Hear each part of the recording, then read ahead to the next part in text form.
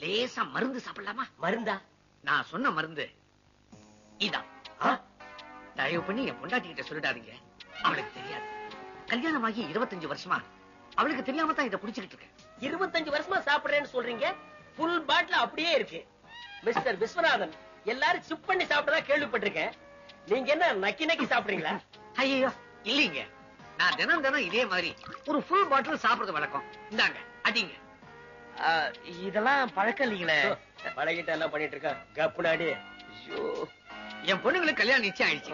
எனக்கு சந்தோஷம் பீறிக்கிட்டு வருது. இத பத்திரிகைக்கு கூட சொல்லிட்டேன். ஐயோ, இதை ஏங்க பத்திரிகையில சொல்றீங்க? உங்க பொண்டாட்டி தெரிஞ்சிருமே. அட நீங்க ஒண்ணு, நான் கல்யாண பத்திரிகையில சொன்னேன். கோயம்புத்தூர் கோபாலகிருஷ்ணன் மகன் வேலுமணிக்கும் பொள்ளாச்சி பொன்னுசாமி மகன் தமிழ்மணிக்கும் என்னுடைய குமாரத்திகளான ஜானகி மைதிலியை முறையே விவாகம் செய்து கொடுப்பதாய் நிச்சயம் பண்ணி. ஓகே, உங்க பொண்ணுங்க கல்யாணம் இன்விடேஷன் நீங்க போடுறீங்க. ஏதோ ஒண்ணு ஓகே. என்ன ஓகேங்கிறீங்க? இவரு கோயம்புத்தூர் கோபாலகிருஷ்ணன், இவரு மகன் தமிழ்மணி, நீங்க பொள்ளாச்சி பொன்னுசாமி, உங்க மகன் வேலுமணி. நான் மாத்தி இல்ல சொன்னேன். நீங்க கரெக்டா தான் சொன்னீங்க. இவரு பையன் என் பையன் மாதிரி, என் பையன் இவரு பையன் மாதிரி, இவரு பையன் என் பையன் மாதிரி, என் பையன் இவரு பையன் மாதிரி, அவரே எனக்கு பையன் மாதிரி, நானே அவருக்கு பையன் மாதிரி, அவரே எனக்கு பையன் ஆட்டம், நானே அவருக்கு பையன் ஆட்டம், ஒற்றுமையா இருக்கிறோம். ஓஹோ, இருங்க இருங்க, கேக்குறேன்னு தப்பா நினைக்கப்படாது. உங்க பையன் அவரை மாதிரி இருக்கிறாரு, அவரு பையன் உங்கள மாதிரி இருக்கிறாரு. இது எப்படிங்க? அது ஒரு பெரிய கதைங்க. நாங்க 2 பேரும் அக்கா தங்கச்சி கல்யாணம் பண்ணிட்டோமா, அதனால அவர் பையன் ஏன் மாதிரி, என் பையன் அவர் மாதிரி இருக்காங்க. ஓ அப்படியா? என்னப்பா வாந்தி எடுக்கிற? அக்கா தங்கச்சியை கல்யாணம் பண்ணிக்கிட்டா உங்க பையன் எப்படி அவரை மாதிரி இருப்பான், அவரு பையன் எப்படி உங்களை மாதிரி இருப்பான்? அப்படிதான்டா. அதுங்க நாங்க 2 பேரும் கல்யாணம் பண்ணிட்டுமே அக்கா தங்கச்சிங்க. அதுல அக்கா தங்கச்சியோட அம்மா மாதிரி இருப்பா, தங்கச்சி அக்காவோட அம்மா மாதிரி இருப்பா. இப்ப ஏங்க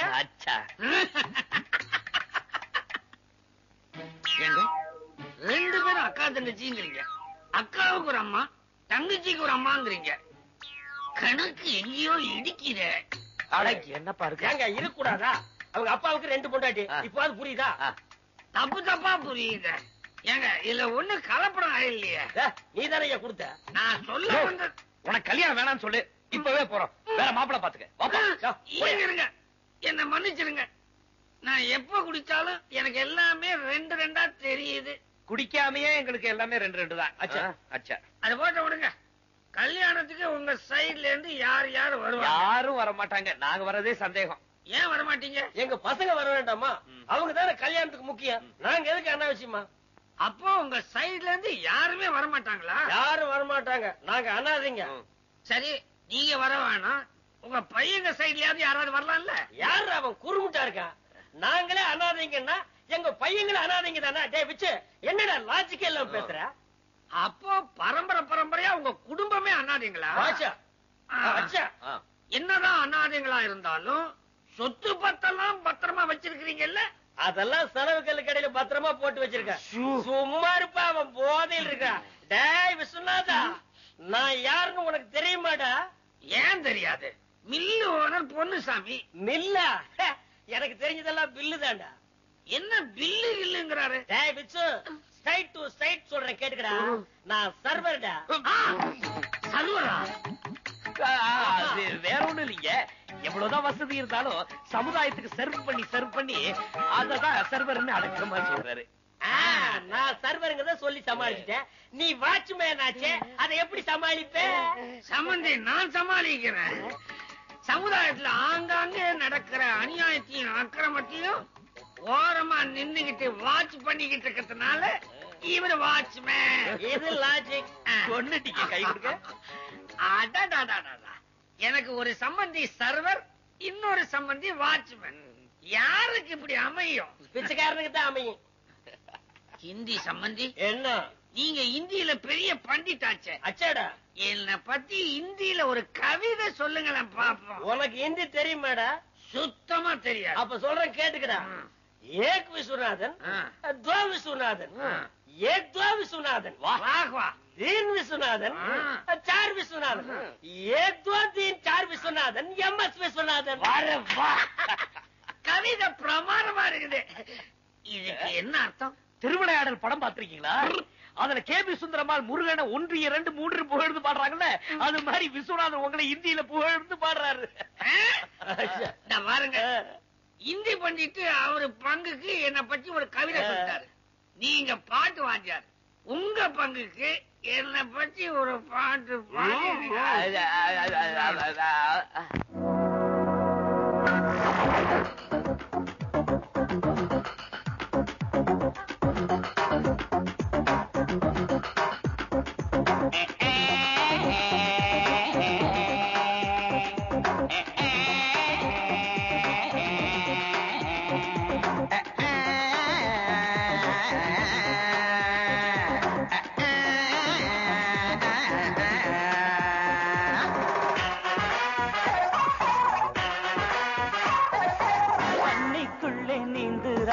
மர்லின் மன்றோ டாக்டர் கீட்டா இப்போ மாறி போச்சு நீந்துகின்ற வாட்டர்.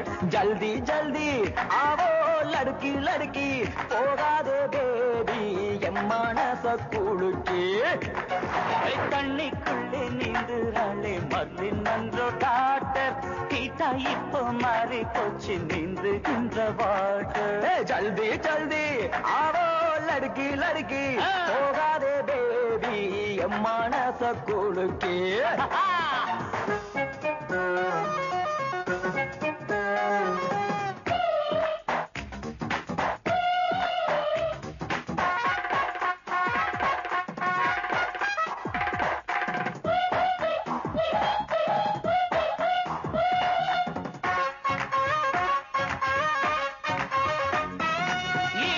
சொட்டும் கூந்தலுக்கு ஹீட்டர் போட்டு தலையை துவட்டட்டுமா?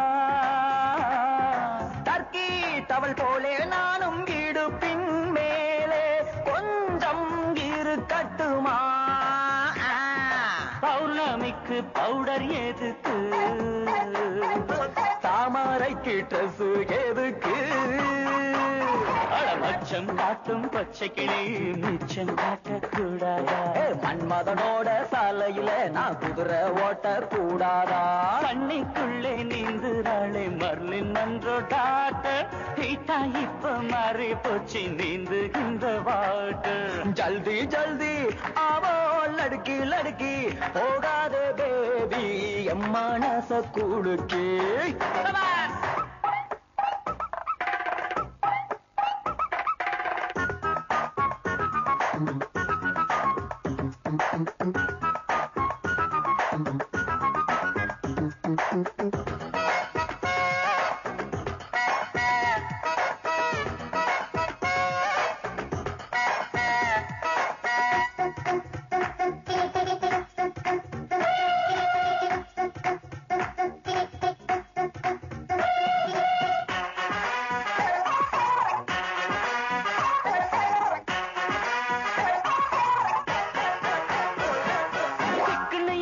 சீண்டி பார்க்கும் உடம்ப பார்த்தா வோல்டேஜ் ஏறாதா?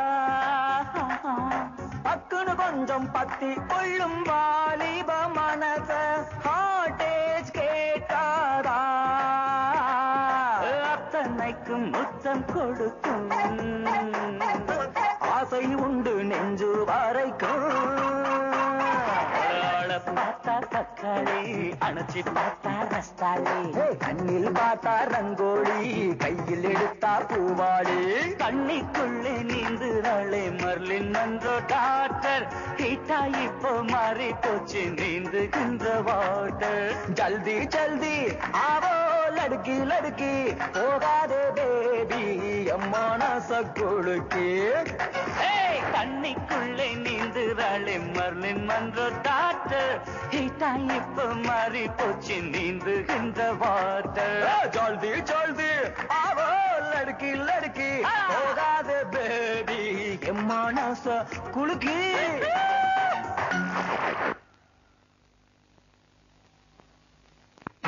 இந்த தடவை நம்ம பிசினஸ் கரெக்டா முடிக்கலன்னா பாஸ் நம்ம 2 பேத்தையும் தீர்த்து கட்டிடுவார்.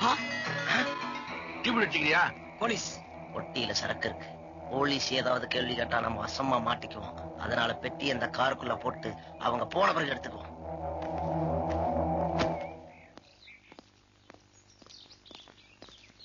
அப்ப சத்தியமா மழை கூட வராது. நான் இப்ப வாங்க போலாம்.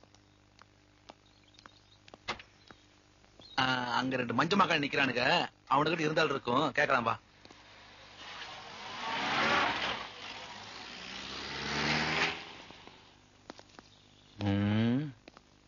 பொட்டி வச்சுக்கிறியா?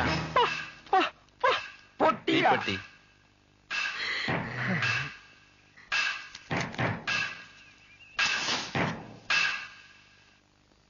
தேங்க்யூ. Sorry gentleman. ஆவணி மாசம் பொண்ணுங்க கல்யாணத்தை முடிச்சிடலாம்னு இருக்கிறேன்.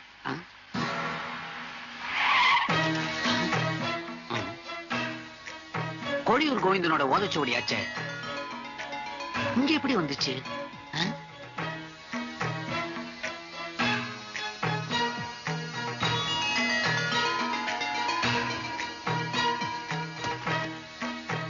கோவிந்தன், உங்க புட்டி எப்படியோ எனக்கு கிடைச்சது. இது உள்ள இருக்கிற பொக்கிஷத்தை ஜாக்கிரதையா எப்பவும் பாதுகாப்பேன். ஹலோ விஸ்வநாதா, உனக்கு கிடைத்திருக்கிற உதைத்துவதி சாதாரண உதைத்துவது இல்லை, தெய்வீக சக்தி வாய்ந்தது. அதை உன்னுடைய பெண்களுடைய பதுக்கை அறையில் புதைத்து வை. பொண்ணுங்க பெட்ரூம்லயா? யாருக்கும் தெரியக்கூடாதா? சரி.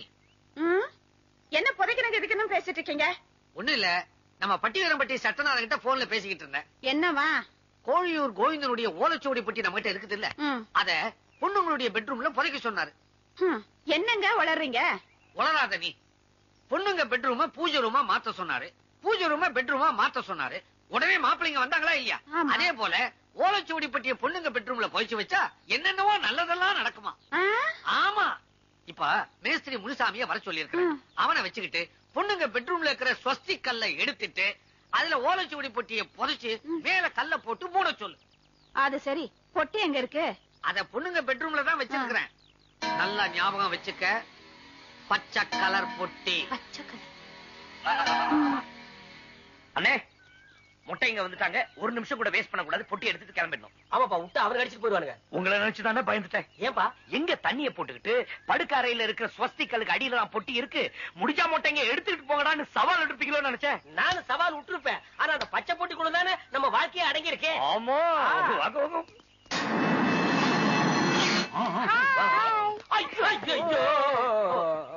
வேலு வேலு, சத்தியம்ல இங்கிலீஷ் படம் ஓடுது. நான் இப்ப படம் பாக்குற மூட்ல இல்ல.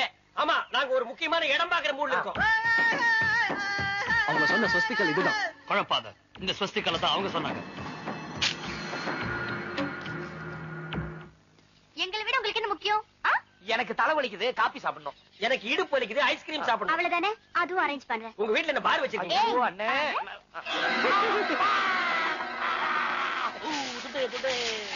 அம்மா, மேஸ்திரி முனுசாமிமா.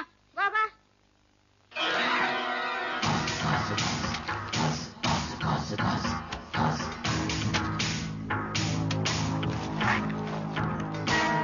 ஏய், நீங்க 2 பேரும் எங்க பொண்ணுங்க ரூம்ல என்ன பண்ணிட்டு இருக்கீங்க?